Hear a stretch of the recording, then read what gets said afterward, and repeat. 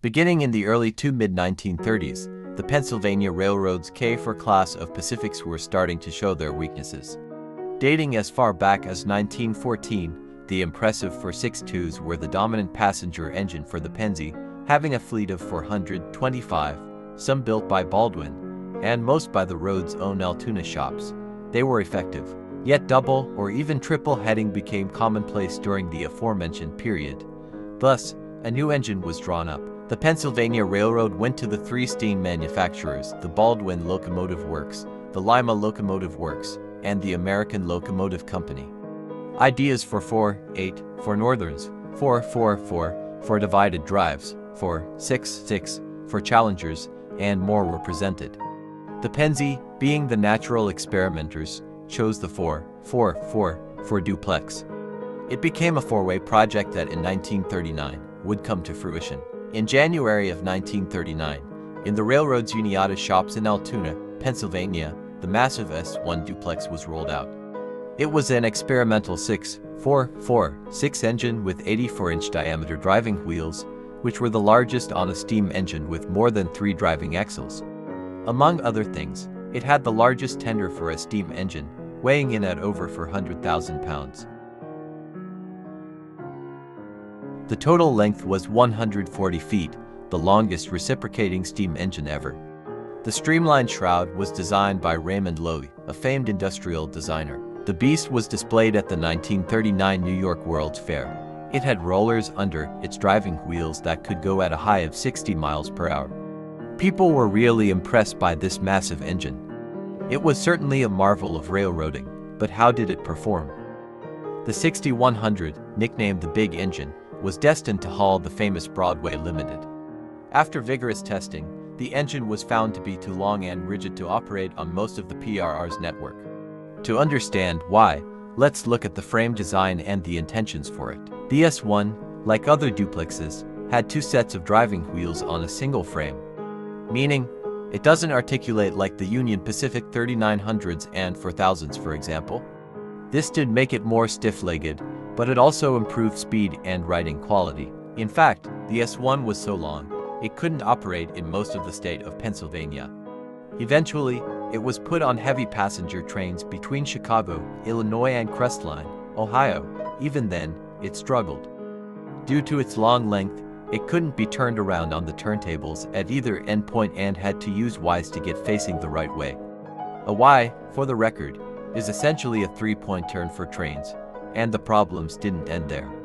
Even on the specially built Ys, 1 or more wheels of the S1 would be overwhelmed by the curve's radius and pop off the track. Despite all of that, the S1 pressed on in service, racking up better mileage than the K4 Pacifics. It was also able to pay off its operating cost within a year. In terms of its speed performance, it went on average of 120 miles per hour, with some reports of it going up to 140. There was even a rumored occasion where it went at 156 miles per hour. This was never documented. Regardless, and despite the Pennsy getting fined over this rumored run, the S1 6100 kept going. It proved very useful during the World War II rush, performing better and being able to pull more than to K4 Pacifics, which were common on trains at this point due to their aging. It was retired in 1946 and, despite discussions to preserve it, the big engine was scrapped in 1949, after 10 years of service. But there's something I mentioned about the S1. It was built in tandem with another duplex type on the Pennsy, one that would be picked for mass production. Gone was the smooth, elegant streamlining and massive length. This engine would have the stylish Charnot's appearance. The Pennsylvania Railroad T1 was simpler in concept, but equally groundbreaking when compared to the S1. They were 20 feet shorter and produced slightly less power. But the trade-off was versatility. The T1 prototypes, numbers 6110 and 6111, were 4-4-4-4s for leading wheels, 2 sets of for driving wheels on the same frame, and for trailing wheels. To combat the lower power output, the 6111 had a booster on its trailing truck. They were put on the head of many named trains to test them. The 2 testers, which were both built by Baldwin, proved to be very good, able to traverse most of the PRR's vast network. From 1945 to 1946, 50 more T1s were built by Baldwin and Altoona. They appeared much better than the K4s. With the 50 to T1s operating, they made the standard railroad of the world also the most innovative. Among the GG1s, M1s, and K4s, the T1s really fit into the fleet of modernism. But these new duplexes weren't without problems. The T1's predominant issue was wheel slip. Engineers, who weren't properly trained to handle four-cylinder engines, having come from two-cylinder Pacifics, opened the regulator based on instinct and not necessity. The engines slipped anywhere from starting to going at 100 miles per hour on the mainline. But, with enough power to lead the heavy passenger trains, they were still able to press on, going to speeds in excess of 140. Despite that, the T1s are a significant mystery in terms of railroad motive power. As good as they may have been, nothing could save them from the fact that they were built late into the steam era. There wasn't as much time to give crews a chance to get comfortable with the engines as there was to iron out their issues. It isn't even fair to call them issues more than teething troubles. No matter how good the design is, every locomotive of every type will have these troubles when it was first built. It's natural for locomotives.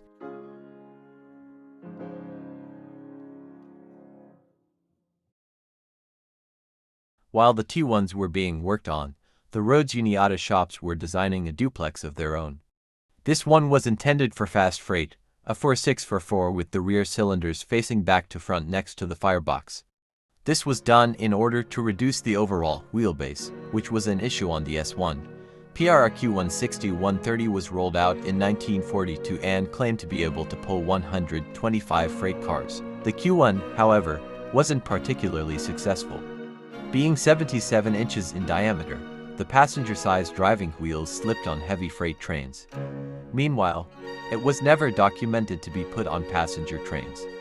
In 1945, the next incarnation of the Q class of duplexes would be introduced. The Q2, coming from Altoona, was a 4/6/4 duplex. In terms of physical characteristics, they were similar to the Q1, only with 69-inch diameter driving wheels better suited for freight service. It was the largest non-articulated locomotive ever static tested and the most successful duplex. In terms of steam engines, you have the A1SA, M1, K4, and the Q2 as the faces of Penzi steam.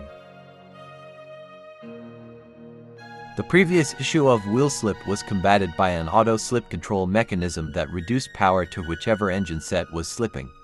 The Q2's issue was water consumption.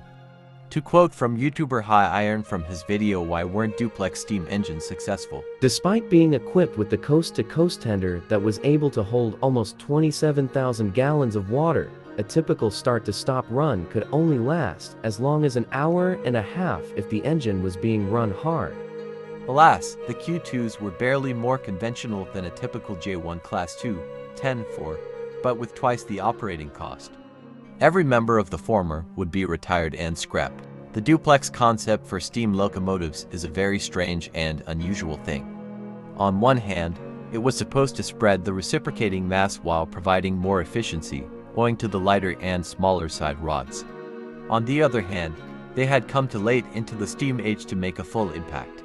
Had they been rolled out sooner, they may have been successful. One group, however, sought out to solve the issues of one of the duplexes. Starting in 2014, the T1 Trust aimed to build the next example of a T1 locomotive. Projected to be done in 2023, Pennsylvania Railroad 5550 will be the country's largest new build as well as being the most ambitious. Once complete, the Trust will test the engine to solve the issues with the class and hopefully answer some long-standing questions. One goal is to break the speed record for steam engines. You see, in their service lives, the T1s were rumored to go in excess of 140 miles per hour. The current record, held by the London and Northeastern Railway A4 class Mallard, has been at 126 miles per hour since July 1938, as far as I've heard from the Trust's many updates. They're most likely going to attempt the record at the testing facility in Pueblo, Colorado, where there are long stretches of straight, uninterrupted track with few grade crossings and other such things. Here's hoping that the T1 Trust can safely and successfully finish 5550 without issue. I hope you enjoyed this video. It was a fun one to put together. Feel free to like, share, and subscribe to the channel to see more railroad documentaries as soon as they're released.